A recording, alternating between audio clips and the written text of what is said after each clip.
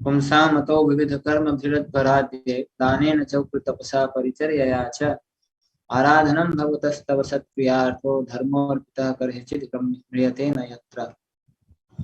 किंतु वैदिक अनुष्ठान, दान, कठोर तपस्या तथा दिव्य सेवा जैसे पुण्य कार्य भी जो लोगों द्वारा सकाम फलों को आपको अर्पित करके आपकी पूजा करने तथा आपको तुष्ट करने के उद्देश्य से किए जाते हैं, लाभप्रद होते हैं। धर्म के ऐसे कार्य व्यर्थ नहीं जाते। तो इस अध्याय में हम देख रहे हैं कि ब्रह्मा जी प्रार्थना कर रहे हैं। भगवान का दर्शन करने के बाद उन्होंने भगवान की स्तुति की, भगवान का गुणगान किया, और उसके बाद बता रहे हैं कि किस प्रकार के लोग जो हैं भगवान के भक्ति से आकृष्ट नहीं होते। ब्रह्मा जी भगवान के भक्तों के बारे में बता रहे हैं, शुद्ध भक्त, निष्काम भक्त, फिर सकाम भक्त देवताओं के बारे में बताते हैं, और फिर वो लोग जो नास्तिक हैं उनके बारे में। तो हर कैटेगरी के बारे में ब्रह्मा जी यहाँ पे बता रहे हैं। ब्रह्मा जी से ज्यादा कौन जानता है। तो भगवान के शुद्ध भक्त तो भगवान को अपने कानों से देखते हैं, भगवान को सुन के दर्शन करते हैं। दर्शन का मतलब ही होता है सुनना। दर्शन का मतलब आंख नहीं होता। इंग्लिश में फिलॉसफी जो हम बोलते हैं, फिलॉसफी हिंदी में उसको कहते हैं दर्शन। यानी सिद्धांत जो समझता है वो वास्तव में दर्शन करता है, और जो सिद्धांत नहीं समझता वो केवल बाह्य चीज देखता है। जिसको सिद्धांत नहीं पता वो जब मंदिर आता है तो कहता है अरे ये सफेद मूर्ति बड़ी अच्छी, आपके मंदिर में सफेद संगमरमर की मूर्ति है, उस मंदिर में काले रंग की मूर्ति है। तो क्योंकि उसको सिद्धांत पता ही नहीं है, वो काला और सफेद देखता है। कई बार भक्त लोग भी, नए नए भक्त होते हैं तो बोलते हैं हमारी राधा रानी जो है ज्यादा सुंदर दिखती है, आपके मंदिर की राधा रानी इतना सुंदर नहीं। नॉनसेंस। ये सब सिद्धांत नहीं पता होने के लक्षण। तो इसीलिए ब्रह्मा जी ये बताते हैं पहले। तो सुनने, श्रवण करके हृदय की सारी गंदगी जब निकलती है तब दर्शन कर पाते हैं। चर्म चक्षु से भक्त कोई भी दर्शन नहीं कर पाता। तो भगवान जो है अपने आप को प्रकट करते हैं, यहाँ पे लीलाएं करते हैं, उनके दिव्य कार्यकलाप, उसका श्रवण कीर्तन करने मात्र से शुद्धि होती है, चेतोदर्पण मार्जनम। और फिर भक्त जो है शुद्ध हृदय से भगवान का दर्शन कर पाते हैं। फिर उसके लिए अर्चा विग्रह का रूप, भगवान का मंत्र रूप और भगवान का निज रूप जो उनके धाम में है, इनमें कोई भेद नहीं रहता। जब भक्त शुद्ध हो जाता है तो अर्चा विग्रह को देख के या भगवान का बस नाम मात्र जप करके, क्योंकि शब्द जो है, शब्द ब्रह्म है, हरि नाम। यहाँ तो भौतिक जगत में जब हम किसी वस्तु को शब्द से जब उसके बारे में चर्चा करते हैं, उसको समझाते हैं, जैसे मोबाइल है, इसको कुछ डिस्क्राइब करना है मुझे, इसका वर्णन करना है, तो कुछ शब्दों का प्रयोग करके इसका वर्णन किया जाएगा। फिर वो शब्द जो है वो आकाश में लुप्त हो जाएगा, उसके बाद वो शब्द नहीं है। लेकिन आध्यात्मिक जगत में ऐसा नहीं होता। भगवान का एक रूप उनके शब्द के रूप में भी पूरी आध्यात्मिक जगत में व्याप्त है, वो कभी खोता नहीं।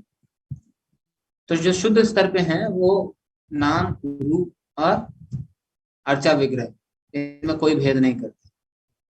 नॉट जस्ट थियोरेटिकली, वो देख पाते हैं भगवान।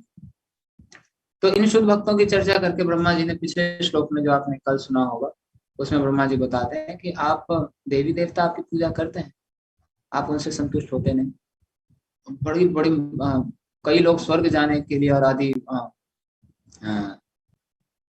ऊंचे ऊंचे लोगों की प्राप्ति करने के लिए बड़े बड़े वैदिक अनुष्ठान करते हैं, लेकिन आप उनसे प्रसन्न नहीं होते, क्योंकि उनके अंदर इच्छाएं भरी पड़ी, खूब सारी इच्छाएं उनकी। लेकिन फिर भी आप परमात्मा रूप में उनके हृदय में विराजमान है, उनके शुभ चिंतक हैं, इसीलिए उनका मार्गदर्शन हो जाता है, क्योंकि किसी ना किसी तरीके से वैदिक पद्धति से जुड़ा हुआ।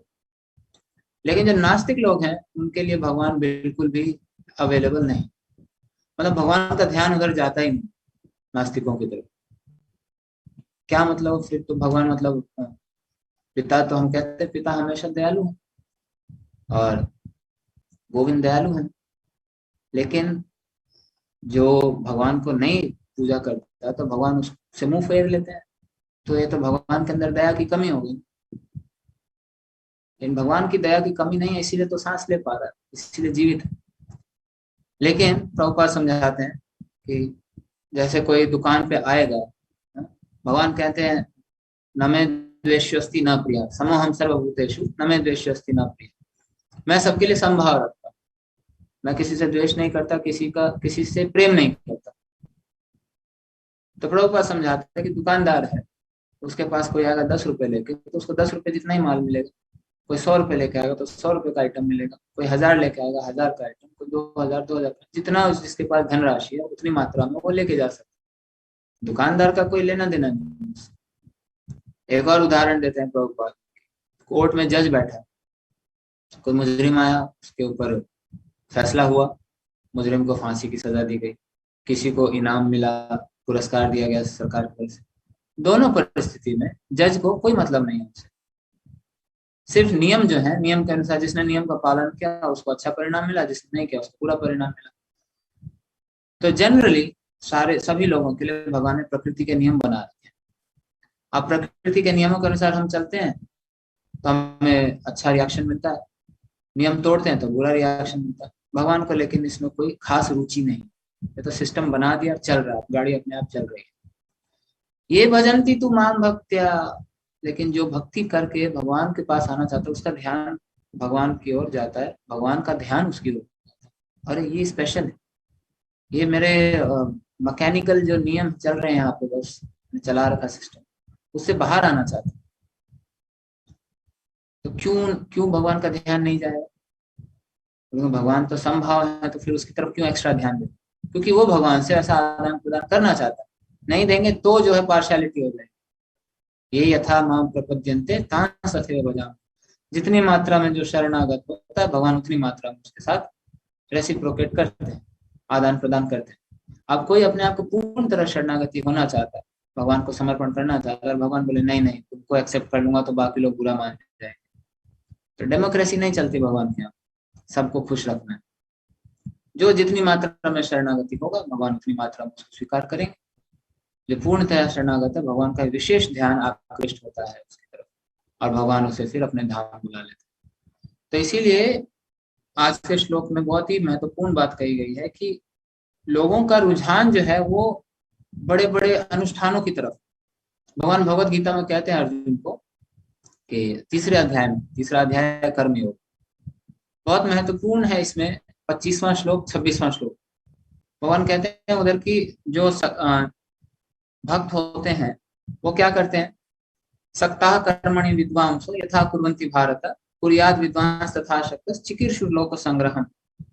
जो अज्ञानी लोग हैं, अज्ञानी लोग अपने कर्तव्यों का पालन करते हैं फल से आसक्त, मैं कार्य कर रहा हूँ मुझे इसका फल चाहिए, भोगना चाहता, अज्ञानी। लेकिन वहीं पे जो विद्वान पुरुष है वो भी वैसा ही कार्य करते हैं, देखने में एक जैसे लगता है, विद्वान और अज्ञानी कार्य दोनों करते हैं। लेकिन विद्वान जो है कार्य इसीलिए कर रहा है ताकि जो अज्ञानी लोग हैं उनको सही मार्ग पे ले आया जा सके। भगवान कहते हैं मेरे लिए भी कोई कार्य नहीं है, न मैं कर्तृत्व न कर्माणि लोकस्य सृजति प्रभु, मैं ही तो सब चीजों को बना रहा हूँ, मेरे लिए कोई कर्म है नहीं, फिर भी मैं कर्म करता हूँ। अर्जुन क्यों? यदि यद आचरति श्रेष्ठ तत्तदेवेतरो जनः, जैसा जैसा आचरण श्रेष्ठ जन करते हैं सामान्य जनता पालन करती है। तो भगवान कहता है अगर मैं कर्म नहीं करूंगा तो मैं ही पतन का कारण बनूंगा सबके, क्योंकि लोग मुझे फॉलो करेंगे। वैसे ही फॉलो करते हैं भगवान आधा अधूरा। अगर महान लोग त्याग दें कर्म करना तो फिर सब लोग वैसा मार्ग अपनाएंगे कर्तव्यों को छोड़ के, और कर्तव्यों को नहीं करेंगे, फल से आसक्त हैं और कर्तव्य पालन करने में कठिनाई आती है। हर वर्ण का जो प्रिस्क्राइब ड्यूटी, जो शास्त्रों के अनुसार उनका कर्तव्य बताया गया, उसको पालन करने में कठिनाई आती है। अब कठिनाई से भाग के अगर कोई मार्ग escapism, this is called escapism, भाग गया अपने कर्तव्य को छोड़ के, जो अर्जुन करना चाहते थे, इसलिए भगवान ने रोका। अब कोई कह सकता है कि लेकिन भक्त लोग भी तो छोड़ देते हैं, आप ब्रह्मचारी बन गए, कोई सन्यास ले लेता है तो आप भी तो छोड़ दिए अपने कर्तव्य। तो प्रभुपाद समझाते हैं जब आपके मकान में आग लगी है ना, आप मकान मालिक है, मकान में आग लगी, नहीं मेरा कर्तव्य है मकान के अंदर, नहीं मकान मेरा है, इसका पालन करना, पोषण करना, इसका मेंटेनेंस करना मेरा कर्तव्य है, आग लग गई तो क्या हुआ, मुझे यहीं रहना। तो मरोगे, जलोगे उसके साथ। आग लग गई तो भागना ही पड़ेगा ना। यस वी एस्केप, हम भागते हैं, but we escape for good, for higher higher cause, that is okay, वो अलाउड। भक्त जो अपने कर्तव्यों को छोड़ के, ब्राह्मण क्षत्रिय वैश्य शूद्र जो भी उसके कर्तव्य हैं वो ना करके अगर वो वैष्णव बन गया है, भगवान के भजन में लग गया, तो चाहे अपना प्रिस्क्राइब ड्यूटी, अपना स्वधर्म न भी करे तो भी कोई पाप नहीं लगता। क्यों? क्योंकि उसने अपनी सारी एनर्जी भगवान की सेवा में लगा दी। जो नहीं है भक्ति में, उनके लिए कर्म और विकर्म इसका बहुत बड़ा सेक्शन है वेदों में। कर्म का करना पड़ेगा, प्रिस्क्राइब ड्यूटी नहीं करेगा तो नरक जाएगा, और करेगा तो फिर पुण्य मिलेगा।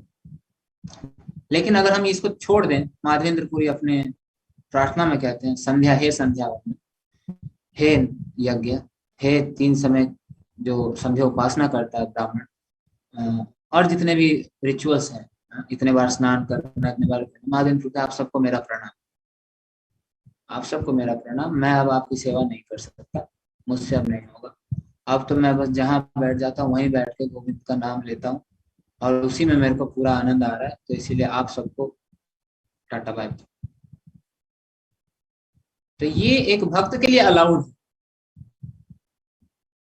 लेकिन जो व्यक्ति भक्ति में नहीं आया है, तो उसके लिए भक्तों को कई बार आचरण करके दिखाना पड़ता है, विद्वान व्यक्तियों को दिखाना पड़ता है। तो भक्त पूरी तरह से कार्य में लगे हुए।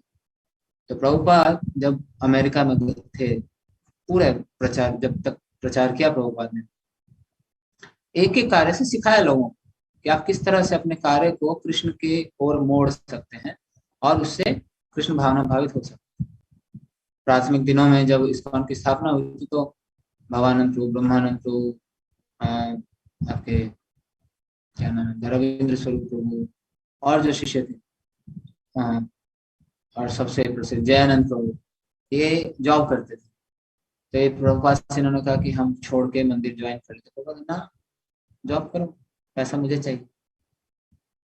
तो कार्य करते थे, सैलरी लाके पूरा का पूरा प्रभुपाद को देते थे। तो वो क्योंकि भक्त के निर्देश में चल रहा, अब आसक्ति जो भी होगी कार्य करने से वो सब भी कट गई, क्योंकि सारा का सारा फल दे दिया भगवान। तो इसीलिए जो विद्वान लोग हैं वो इस तरीके से कार्य करते हैं कि कृष्ण को संतुष्ट करने के लिए कैसे लोगों को गाइड किया जाए, क्योंकि लोग कार्य करने से आ सकते हैं, फल को भोगने में आ सकते हैं। तुरंत अगर उनको बोल दिया जाए सब छोड़ो और इधर आ जाओ, ये सब माया है, तो क्या होगा? वो नहीं आएगा, भक्ति में नहीं आएगा। इसलिए अगले श्लोक में, इसी तीसरे अध्याय में कहा गया, न बुद्धि भेदम जनयेत ज्ञानम कर्म संगीनम जो शयेत सर्व कर्माणि विद्वान युक्त समाचरण। इसीलिए अज्ञानी लोगों का मन को जो है डिस्टर्ब किए बिना विद्वान व्यक्ति क्या करता है, उनको कार्य करने से रोकता नहीं है, बल्कि उनको भक्तिमय कार्य में लगाता है। किसी की बहुत इच्छा है बिजनेस करना है, एक्सपैंड करना, ठीक है करो, लेकिन फल जो है भगवान को दे दो। किसी का इलेक्ट्रिक, अभी जैसे हमारे कई सारे डिवोटी है जिनका अपना अपना बिजनेस है, ठीक है, आपका क्या बिजनेस? लाइट्स का बिजनेस, ठीक है, आप लाइट जो मंदिर मंदिर में लगाइए, मंदिर का पूरा आप ले लो, आप यहाँ पे लाइट्स लगाओ, जितने हमारे प्रोजेक्ट होंगे उसमें आप करो। तो उसको अच्छा लग रहा है, मैं कुछ कार्य कर रहा हूँ, मंदिर में लाइट्स लगा रहा हूँ, अच्छी बात है, भक्तों ये भक्ति है, शुद्ध भक्ति है, क्योंकि भगवान का मंदिर है। और वो जो आसक्त है अपने बिजनेस से, अब उसको भगवान की सेवा में लगा रहा है, तो धीरे धीरे उसकी आसक्ति कटेगी। तो प्रचार का मतलब ही होता है लोगों को उनके वृत्ति के अनुसार सेवा में लगा देना। वजह ये कहना है कि सब मोह माया त्याग दो। ब्रह्मा जी कहते हैं, जब रामानंद राय से चैतन्य महाप्रभु पूछ रहे थे, बताइए क्या है भक्ति, क्या है इसके बारे में बताइए, जितना जितना बता रहे थे ये बाह्य है, वर्णाश्रम के बारे में बता बोले ये बाहरी है, कुछ और कहीं आगे बोले। फिर यहाँ तक बोल दिए सर्वधर्मान परित्यज्य, जो गीता का चरम श्लोक है, चैतन्य महाप्रभु ये भी बाहरी है, आगे बोलिए। तब रामानंद राय ब्रह्मा जी की प्रार्थना का श्लोक कोट करते हैं, क्या? स्थाने स्थित श्रुतिगता तनुवांगमोभिर ये प्राय स्त्रीलोक्या। तो ब्रह्मा जी कहते हैं अपनी प्रार्थना में कि जो व्यक्ति अपने स्थान पे रहते हुए अपने वाक, मन स्थान से श्रुति गताम तनु वांग मनोभिर, अपने कान को, अपनी वाणी को, तन को, मन को आपकी सेवा में लगाता है, वो आपका भक्ति में आगे बढ़ता है। महाप्रभु बोले ये हुआ ना कुछ, अब और बताइए, डीप जाइए। फिर वहां से डीप कन्वर्सेशन शुरू होता है। तो मतलब जो सबसे बड़ी अथॉरिटी है ब्रह्मा जी, वो भी क्या बोल रहे हैं और भगवान उसको अप्रूव कर रहे हैं कि जिस स्थान पे भी व्यक्ति है उसी स्थान पे रह के अगर अपने वाणी को, तन को, मन को, कानों को भगवान की सेवा में लगा दे तो वहीं से शुद्ध होके भगवत धाम जा सकते हैं। जरूरत नहीं है सब कुछ छोड़ छाड़ के, संसार छोड़ के अलग होने की जरूरत नहीं है। तो आज के समय पे प्रभुपाद की कृपा से जो उनकी संस्था में ब्रह्मचारी सन्यासी हैं, वो भी अगर आप शास्त्रिक परिभाषा से जाएंगे, नारद मुनि ब्रह्मचारी का वर्णन बताते हैं, या तो आपका चौथे या अष्टम स्कंद में कहीं पे है। ब्रह्मचारी कौन होता है, उसका वेशभूषा कैसा होता है, उसके कार्य कैसे होते हैं, वो बताते हैं। अगर वो हम देखेंगे तो कहेंगे वाह, ये तो मतलब कलयुग में तो संभव ही नहीं। जटा जूट है ब्रह्मचारी का, हाथ में दंड है, कमंडलू है, केवल कोपिन धारण किए हुए, हाँ, वन में रहता है, निर्जन स्थान में, मधुकरी करते हुए खाली कुछ कुछ घरों में जाएगा, और जो मिल गया, मधुकरी मतलब मधुमक्खी जैसे जाके फूल पे बैठती है ना, थोड़ा थोड़ा पराग उठाती है, एक ही फूल से सारा रस नहीं। जो मधुमक्खी एक ही फूल से आसक्त हो जाती है, कमल में बैठी रहती है, बड़ा रस, बहुत रस है इसके अंदर, पूरा लेके जाऊंगी आप, वहीं बैठे रहते फिर शाम को कमल पर मधुमक्खी वहीं स्वाहा, खत्म। इसलिए मधुकरी तो मधुमक्खी की तरह थोड़ा थोड़ा, और शास्त्र में 8 बार, केवल 8 घरों में जाकर, ऐसे नहीं पूरा दिन मधुकरी कर रहे हैं जैसे आजकल के नकली साधु बाबा लोग करते हैं। उनका जॉब शुरू होता है सुबह 9 बजे से रात के 9 बजे, अलग अलग घर में जाकर मांगे, हर घर से नहीं, सिर्फ 8 घरों से जितना मिला मिला, नहीं मिला अगर किसी भी घर से तो उस दिन उपवास, ऐसा करके फिर अपने वापस अपने स्थान में, अपनी कुटिया में जाइए, भजन करते। ये ब्रह्मचारी जीवन।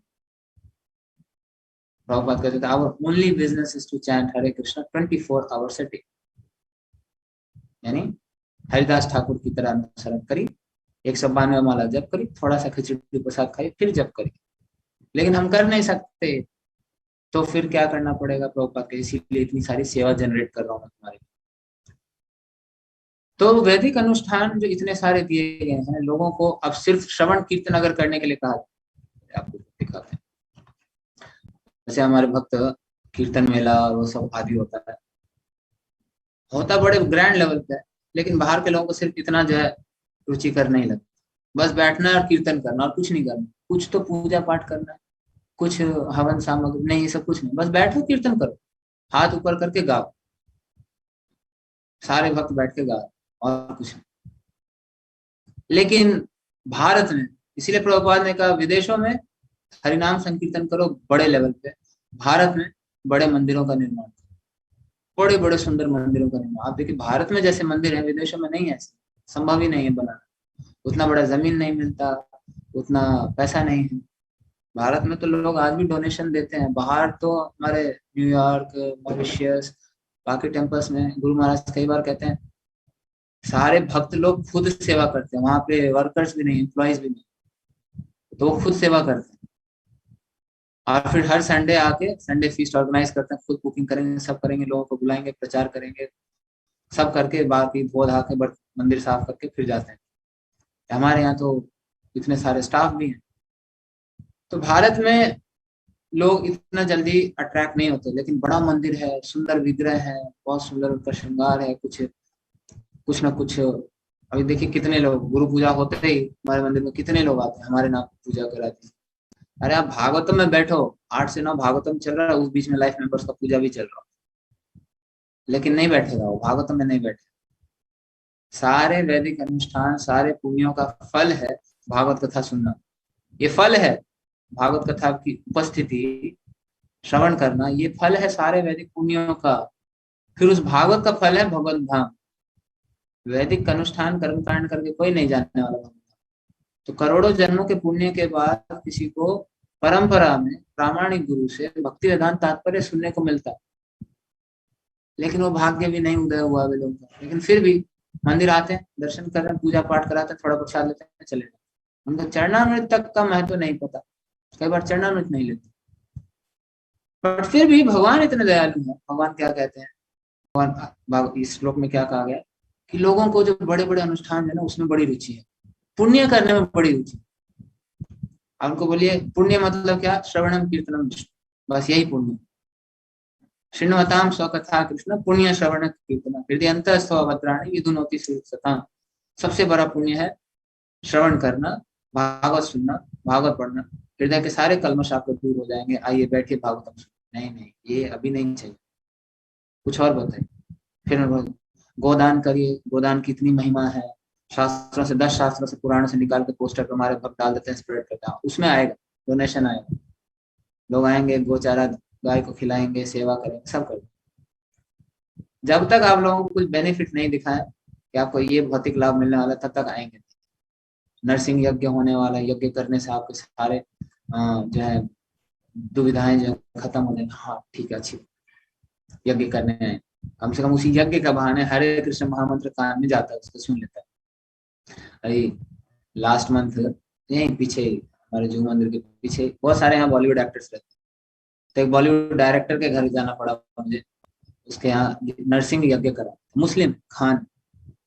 तो किसी ने उसको बोला था भाई तेरा सितंबर महीना खराब चलता है तो कुछ यज्ञ आदि करवाओ। तो जो हमारे भक्त इन बॉलीवुड लोगों को कल्टीवेट कर रहे हैं, तो उनसे कांटेक्ट किया, उन्होंने बोला हाँ भैया। तो यहाँ से एक पुजारी को भेजा प्रभु जी ने, मेरे को साथ में जाओ, कुछ प्रचार का अपॉर्चुनिटी दिखे तो कर। ठीक है गया। खान है, मुस्लिम है, लेकिन नरसिंह यज्ञ कराया उसको। इच्छा क्या है उसकी, मेरे को बस प्रॉस्पेरिटी चाहिए, मुझे मेरा महीना खराब चलता है, किसी ने बोला मैं सब में मानता हूँ, तू किसी में नहीं मानता मेरे भाई, तो बस तुझे पैसा चाहिए, इसीलिए कुछ भी करना पड़े इसके लिए करने को तैयार। लेकिन इसी बहाने कम से कम वो पाप वाले क्षेत्र में, जिस घर में, जिस फ्लैट में वो दिन रात पाप होता है, वहां पे एक भक्त ने जाकर नरसिंह भगवान का यज्ञ कर दिया, हरे कृष्ण महामंत्र का उच्चारण कर दिया, उसके मुंह से भी बुलवाया, आप भी बोलिए। तो इसलिए आप देखिए कलयुग में यज्ञ संभव है नहीं, ब्राह्मणों को उच्चारण सही से आता नहीं, सामग्री पूरी शुद्ध है नहीं, इसलिए हर मंत्र, हर सेट ऑफ मंत्र के बाद हरे कृष्ण कृष्ण कृष्ण हरे हरे, हरे राम राम राम। जितने भी आप देखें हमारे मंदिर में जितने यज्ञ होते हैं, जितना अभिषेक होता है, सारे का पुजारी जी उच्चारण करेंगे, फिर हरे कृष्ण महामंत्र बोलेंगे, पब्लिक भी हाथ ऊपर करके हरे कृष्ण महामंत्र उच्चारण करेंगे। तो जितना भी पुजारी अंदर कर रहे हैं पूरा भगवान का अभिषेक, जो भी अनुष्ठान है, उसका पूरा पूरा फल जो बैठ के हरे कृष्ण महामंत्र का उच्चारण करके साथ में उनको भी प्राप्त हो जाता है। तो बुद्धिमानी किसमें, लेकिन हर कोई बुद्धिमान है नहीं। तो इसीलिए भगवान जब कहते हैं पत्रम पुष्पम फलम तो हम यो में भक्त्या प्रयच्छति, ये भक्तों के लिए, ये हमारे लिए, हमें कुछ नहीं करना है, भगवान को केवल अर्पण करना है, भोग लगाना है, खाना, और कुछ करने की जरूरत नहीं। लेकिन अगले श्लोक में भगवान जो बोलते हैं वो जनरल पब्लिक के लिए, जो आज के तात्पर्य में प्रभुपाद कोट कर, क्या है वो श्लोक 9.27, यद करोषि यद अश्नासि यद जुहोषि ददासि यद तपस्यसि कौन्तेय तत्पुरुषो मद अर्पण। ठीक है अर्जुन, पत्रम पुष्पम फलम तो यो में भक्त्या प्रचिति, भक्ति भाव से मेरे को सब कुछ अर्पण नहीं कर सकते, तो जो भी कर रहे हो, जो भी खा रहे हो, हाँ, जो भी धर्म के कार्य कर रहे हो, वो सब मुझे अर्पित करते हो। मुझे अर्पण करने से क्या होगा, इस तरह का जो धर्म के कार्य हैं वो किसी भी, जो आज के श्लोक में सच acts of religion never go in when, ऐसे धर्म के कार्य कभी भी इनका ह्रास नहीं होता, कभी भी हानि नहीं होती। तो इसीलिए भगवान ये जनरल मास के लिए, जनरल पब्लिक के लिए ये प्रावधान बना रखे कि ठीक है आपको जो भी करने में आसक्ति है वो करवा, उसको मुझे अर्पित करते हुए कर दो। तो वहीं से उसकी सुकृति जमा होती है, इसको कहते हैं अज्ञात सुकृति। जब वो भगवान को अर्पण कर देता है, भगवान ही सारे सारे यज्ञ के भोक्ता हैं, तो ऐसे पुण्य करते करते जब बहुत सारा अर्जित हो जाता है, तब उसका परिणाम क्या मिलता है, कई सारे पुण्यों का परिणाम क्या मिलेगा, उसको भक्तों का संग प्राप्त होगा। खूब सारा पुण्य कर करके ऐसा नहीं है कि वो चला जाएगा भगवत धाम, नहीं। तो कहे कि मैंने 1 करोड़ अश्वमेध यज्ञ किए, अब क्या मुझे वैकुंठ की प्राप्ति हो जाएगी। 1 करोड़ अश्वमेध यज्ञ करने, 100 अश्वमेध यज्ञ करने से इंद्र का पोस्ट मिल जाता, ठीक है। और 100 जन्मों तक अगर वर्णाश्रम धर्म का परफेक्टली पालन किया तो ब्रह्मा का पोस्ट मिल जाता। और 1000 जन्मों तक अगर किसी ने किया है वर्णाश्रम का परफेक्टली पालन तो रुद्र भी बन सकता है। लेकिन अगर हम ये कहें कि ठीक है 1000 उससे भी ज्यादा, 1 करोड़ अश्वमेध यज्ञ कर दिए तो भगवत धाम तो हो ही जाएगा ना। क्या लगता है हो जाएगा? शास्त्र कहता है यस्तु नारायणम देवम ब्रह्म रुद्रादि देवते समत्वेन उच्यते स पाषंडी भवेत्। ऐसा व्यक्ति पाखंडी है जो ये कहे कि भगवान का एक नाम 1 करोड़ अश्वमेध यज्ञ के बराबर, ये पाखंडी है, ये पाखंडी व्यक्ति। छठे स्कंद में अजामिल का सेक्शन है जहाँ पे अजामिल जो है नारायण जोर से चिल्लाते हैं। तो आप उस श्लोक का लेक्चर सुनेगा प्रभुपाद का, जब फर्स्ट प्रिंटिंग हुआ था तो वहां पे मिस प्रिंटिंग था, जो प्रद्युम्न प्रभु पढ़ रहे हैं शायद या मधुदूषा प्रभु पढ़ रहे हैं, ट्रांसलेशन पढ़ रहे हैं, बोलते हैं Ajamil shouted 3 times Narayan Narayan. Prabhupada lecture शुरू करने से पहले बोलते इज दैट 3 times? व्हाई 3 बार? एक बार में ही हो जाएगा, 3 बार बोलने का क्या मतलब? पुराणों में एक प्रसंग है, 2 ब्राह्मण थे, राम भक्त थे, राम नाम का जप करते। तो उनके पास कोई याचक आया कि मैं बहुत पापी हूँ, उससे बहुत अपराध हो रखा है, ये मैंने पाप किए, उपाय बताइए। तो इस एक ब्राह्मण ने कहा कि आप बस 3 बार बोल दो राम राम राम, सारे पाप खत्म। दूसरे ब्राह्मण ने श्राप दे दिया इस ब्राह्मण को, तुम नरक में जाओ। बोला क्यों? बोला 3 बार राम का नाम लेके शुद्ध होगा, एक बार में ही हो जाएगा, तुमने 3 बार क्यों बोला? अपराध हो गया तुम्हारे, नरक में। पुराणों में तो इतनी महिमा है गीता की और हरि नाम की, अगर हमने सुन लिया ना तो डरने लगेंगे, हाथ भी नहीं लगाएंगे। इतनी महिमा है एक एक श्लोक की, एक एक अक्षर। तो इसीलिए ज्यादा उतने हम श्रवण करना भी नहीं है, जितना प्रभुपाद ने बताया उतना ही कर लें तो हो जाएगा। नहीं तो अगर सारे नियम कानून पता पड़ गए, ये एक एक वस्तु जो भगवान की सेवा में लगता है, करताल या मृदंग, इसकी महिमा खाली सुन लेंगे ना तो अरे हम तो दिन भर अपराध करते हैं ऐसा लगता है। तो अपराध में, गिल्ट कॉन्शियसनेस में भक्ति करना बंद कर दें। लेकिन इसीलिए भक्त जो है तो ठीक है, कोई बात नहीं, आप पुण्य कार्य में आपकी आसक्ति है, बड़े बड़े सेरेमनी करने में आपकी आसक्ति है, करो, भगवान के लिए करो। आज पितृपक्ष चल रहा है, हमारे प्रभु जी ने बनाया वीडियो पितृपक्ष में क्या करना चाहिए। हम कुछ करते नहीं पितृपक्ष में। मेरी माता का फोन आया, नाना जी पिछले महीने चले गए, पिछले साल नानी चली गई, मामा जी उससे पहले गए, 2 साल पहले ताऊ जी। तो बार बार फोन आया कि ये चल रहा है, आज आज उनका 13वीं है, जल में तिल डाल के दक्षिण दिशा में करना। हाँ ये कर, बहस नहीं करना। घर वाले आसक्त हैं और आपको कहें कि ये कर दो तो बहस नहीं करना चाहिए कभी भी, अपना माथा फोड़ना हो गया तो हाँ कर दूंगा, और उल्टा 2 चीज और बता, हाँ मैं तिल लेके आता हूँ किचन में मिले, ओके, माँ खुश, मैं भी निश्चित। अब किसको जरूरत है करने, यहाँ हरिनाम बैठ के जप करिए, सारे पितरों का उद्धार हो जाए। लेकिन जो आसक्त है उनको नहीं बता सकते, तो जितनी आसक्ति है उनकी उसको लगा दो सेवा में, ठीक है, उनको करने दो अनुष्ठान, लेकिन अंत में उसको भक्ति का करा दो। अल्टीमेटली सब खत्म हो जाना है, हरिनाम बचना है। अगर उसको सब कुछ छोड़ने के लिए बोल के केवल हरिनाम करने के लिए बोलता, हरिनाम तो करेगा नहीं और सब कुछ छोड़ेगा नहीं, तो उसका नेट प्रॉफिट कितना हुआ? 0। उल्टा हो सकता है नेगेटिव में गया हो। लेकिन सारे कर्म कांड करते हुए अगर उसने 2-3 बार हरे कृष्ण महामंत्र बोल दिया, या अंत में उसने भगवान की आरती कर दी, ब्राह्मणों वैष्णवों को दान दे दिया, गीता का एक श्लोक भी उच्चारण कर लिया, तो उसका बैंक अकाउंट तो खुल गया। बाकी सब बेशक लॉस हो जाए, लेकिन ये एटर्नल अकाउंट बना हुआ, ये जमा होते होते एक दिन वो शुद्ध भक्ति चालू कर दे। तो इसी तरह से जैसे अभी हम रिसेंटली कुछ दिनों पहले भागवत कथा हुआ, तो हम साउथ बॉम्बे जाते थे, जिस यजमान ने कराया था, तो पितृपक्ष में उसने भागवत का अनुष्ठान, और वहाँ पंडित वगैरह सब बुला रखा, एक एक डेमी गॉड का यंत्र बनाया वो पंडित, सुबह से शाम तक पूजा हो रही है। फिर शाम को जैसे भागवत कथा का समय, सारे पंडित गाए, 2 दिन बैठे पंडित। अभी जिसने आप में से किसी ने अगर वो भागवत कथा अटेंड किया है, तो अब नारद मुनि धो दिए व्यासदेव को, आपने पूरे शास्त्र लिखे, कर्मकांड भर दिया उसमें। तब जब कर्मकांड का चर्चा आएगा, असली ब्राह्मण कौन है, प्रभुपाद तात्पर्य में लिखते हैं, सूत गोस्वामी का वर्णन आता है जहाँ भागवत में कि आप सारे वेदों में एक्सपर्ट नहीं है, कुछ में ही एक्सपर्ट है, यानी जो रिक्वायर्ड है उसी में। बाकी जो उच्चारण करना, यज्ञ आदि करना, उसमें सूत गोस्वामी एक्सपर्ट थे नहीं, फिर भी सारे ब्राह्मण उनको बिठाया, आप बताइए भागवतम, आप सुनाइए, और उन्होंने भागवतम सुनाया। तो प्रभुपाद तात्पर्य में ब्राह्मण कौन है, परिव्राजकाचार्य कौन है, इनमें भेद है, वो सब बताता। तो वो प्रचारक है तो बोलेगा भाई सत्य तो बोलना है। और सारे पंडित भड़क गए मतलब नॉट इन सेंस की लड़ाई करने में, लेकिन उनको अच्छा नहीं लगा। अगले दिन से आज तो केवल यजमान उनके परिवार वाले, तो 6 दिन तक कथा चली। उस दिन तक सिर्फ घर में जो 3-4 लोग हैं वो सुन रहे। तो उन्होंने कहा उनको सुनने दो ना, तो हमारा ऑडियंस सुन रही है ना, 100 लोग बैठ के ऑनलाइन सुन। तो वो चला।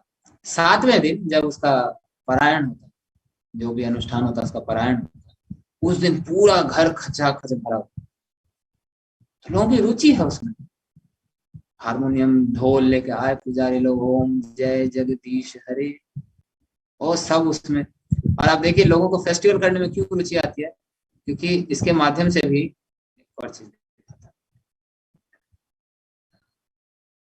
ये बड़े बड़े अनुष्ठान होते हैं, यज्ञ कुंड बनता है, मंत्रोच्चारण होता है, पूरा साज सजावट होती है, लोग अलग अलग वस्त्र पहन के आते हैं। सो इट्स एन अपॉर्चुनिटी, ये भी एक प्रकार की इंद्रिय तृप्ति है। नए नए वस्त्र पहन के आएंगे, एक दूसरे को देखेंगे, तूने कैसा कपड़ा पहना, तूने कैसा कपड़ा। कर्मकांड सेक्शन के अनुसार भी अगर देखा जाए तो लोग वो भी नहीं कर रहे आजकल। पूजा पाठ के नाम पे भी खाली it's a family get together.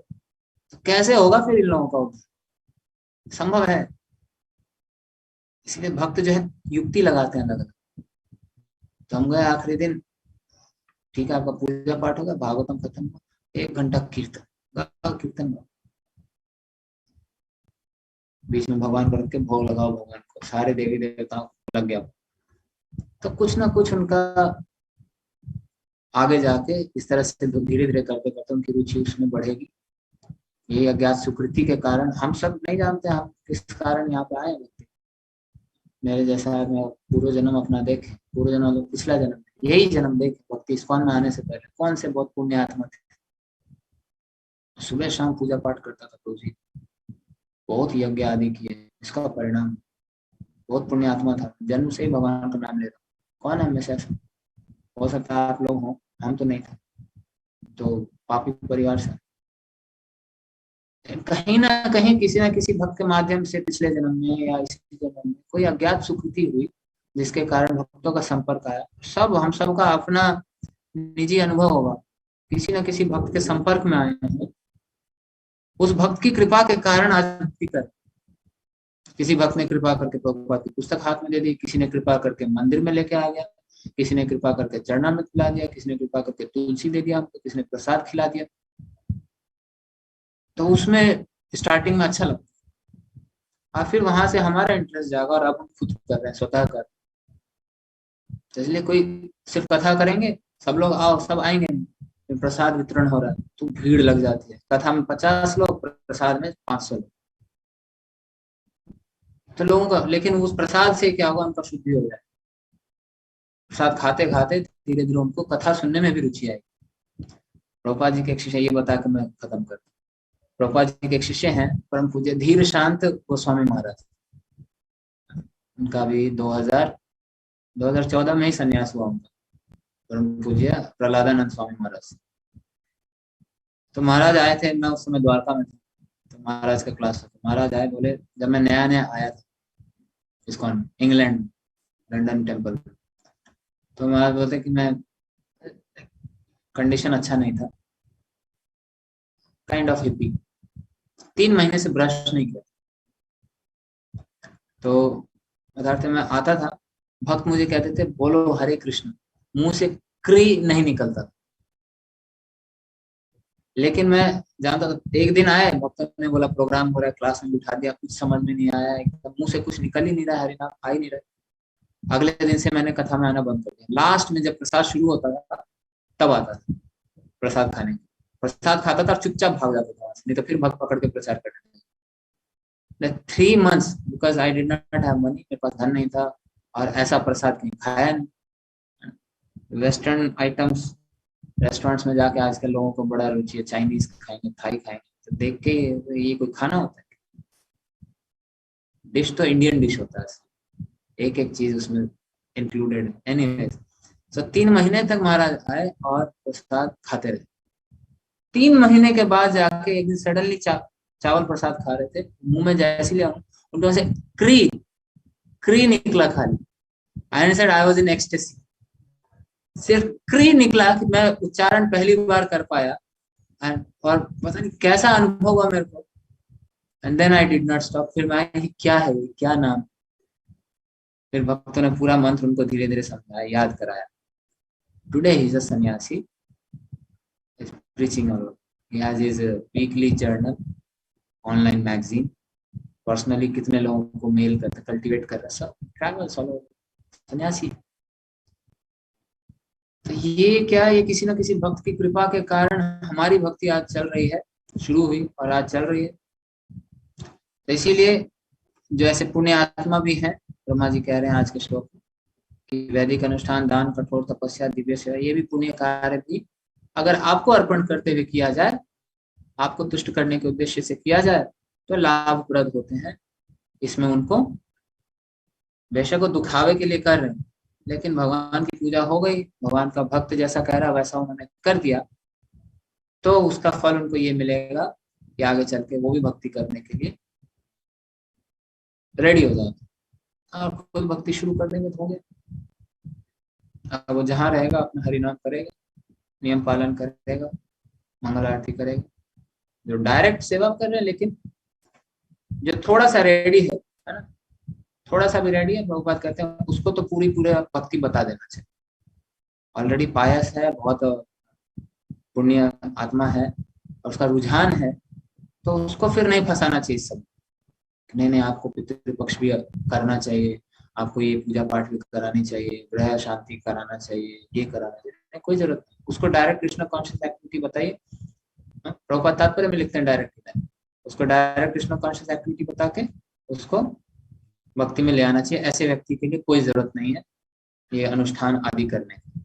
लेकिन जो फंसा हुआ है इस अनुष्ठानों इन सब में, उसको करा के उसके माध्यम से भक्ति के कुछ न कुछ अंगों में उसको इंक्लूड करना चाहिए, ताकि आगे जाके भक्ति में जुड़ जाए और फिर उसका भी कल्याण। ठीक है, हरे कृष्ण। ग्रंथराज श्रीमद् भागवतम की जय, श्रील प्रभुपाद की जय। कुछ